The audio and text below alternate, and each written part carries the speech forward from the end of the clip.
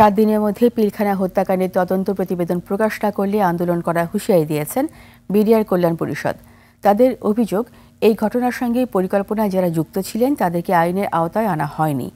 বিস্তারিত সুমাইয়া খানের রিপোর্টে।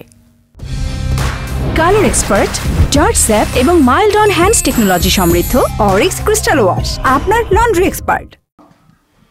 দীর্ঘ 11 মাস তদন্ত শেষে গত রোববার প্রধান উপদেষ্টার হাতে তদন্তের রিপোর্ট জমা দেন জাতীয় স্বাধীন তদন্ত কমিশন।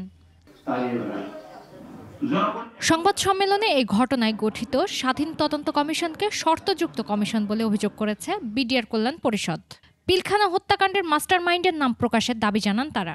1 সপ্তাহের মধ্যে রিপোর্টের কপি জনসম্মুখে উন্মুক্ত না করা হয় এবং আমরা যে প্রশ্নগুলো তুলেছি সেগুলোর জবাব না দেওয়া হয়, তাহলে 1 সপ্তাহ পরে ইনশাল্লাহ আবার রাজপথে দেখা হবে। যারা এই ঘটনার কুশীলব ছিলেন, ষড়যন্ত্রকারী ছিলেন, যারা প্ল্যানার ছিলেন, ইমপ্লিমেন্টেশন করেছেন, তাদেরকে মামলায় আসামি করা হয়নি।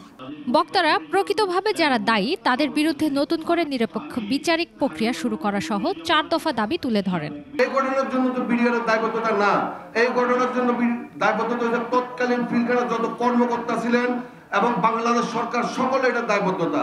দুই বাহিনী ধ্বংস, পরিবারগুলোকে ধ্বংসের ধারপ্রান্তে নিয়ে যাওয়া, এই দীর্ঘমেয়াদী মানবিক সংকট মোকাবেলা রাষ্ট্রকে দায়িত্ব নিতে হবে।